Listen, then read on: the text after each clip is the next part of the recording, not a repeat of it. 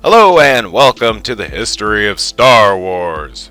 Today's episode, the AT-AT.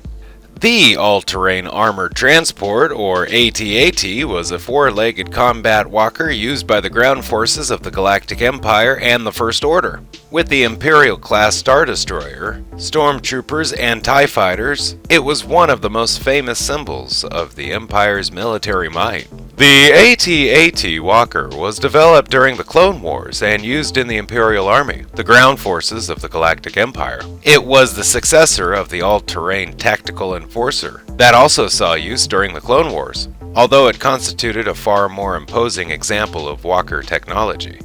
Heavily armored and awe-inducing, the AT-AT positioned itself as the standard of Imperial firepower on the battlefield. In the year 4 BBY, the Imperial Security Bureau agent Kahless led three early AT-AT walkers on an assault on the desert planet of Selos against the Spectres and three retired clone officers on board an AT-TE. AT-ATs were used again in 3 BBY against the Spectres, when Princess Leia arrived on the planet to give Ghost's crew three Spira-class corvettes. Two walkers were deployed to battle the transport's landing platform, which were formerly on Lothal to offer supplies to citizens impacted by the rebel efforts. When the rebels tried to steal the corvettes, the Ghosts started firing on the AT-ATs. 4 proton torpedoes were not powerful enough to destroy one of the walkers, and it was necessary for Kanan Jarrus to use his lightsaber to cut its legs, toppling it. The second one was knocked down by the engines of the last Hammerhead piloted by Ryder Azadi. The Galactic Civil War. Around the time of the Battle of Yavin, a new AT-AT model was introduced. At this time, the Alliance to Restore the Republic stole a number of AT-ATs and provided them to Sapanza's gang. During the rebel assault on the Imperial Weapons Factory moon of Psi Moon 1, a group of rebels led by Han Solo and Leia Organa stole an AT-AT from Weapons Factory Alpha.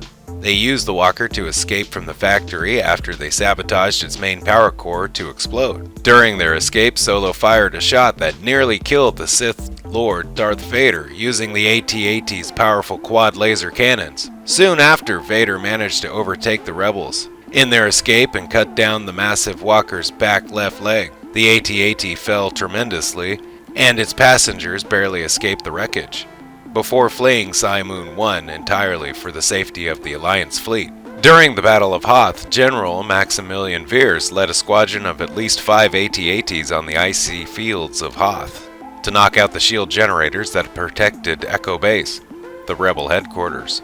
The triumph of Veers' squadron allowed the Imperials to invade Echo Base and rout the rebels, striking a major blow in the war.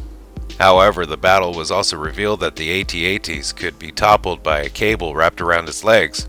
Although that weakness had been used effectively by the Alliance on Hoth, the Empire continued to use these mechanical behemoths in later stages of the war, and at least one was present on Endor prior to the Battle of Endor. In the year 5 ABY, at least one AT-AT walker was stationed at Camp Sardo on the planet Kashidi. During the liberation of Kashidi, several Wookiee guerrilla fighters hijacked the AT-AT walker and threw out the crew. Later, AT-ATs were deployed against New Republic forces during the Battle of Jakku. Decades after the war, a young scavenger named Rey used one of the downed AT-ATs, designated Hellhound 2, as her home on Jakku.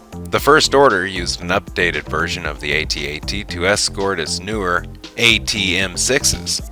Thank you for watching the history of Star Wars. Don't forget to Thank you for watching the history of Star Wars. Special thanks to the good people at Wikipedia for all information you heard today. Don't forget to like, share, and subscribe if you can. If you have, thank you, and have a nice day. Bye-bye.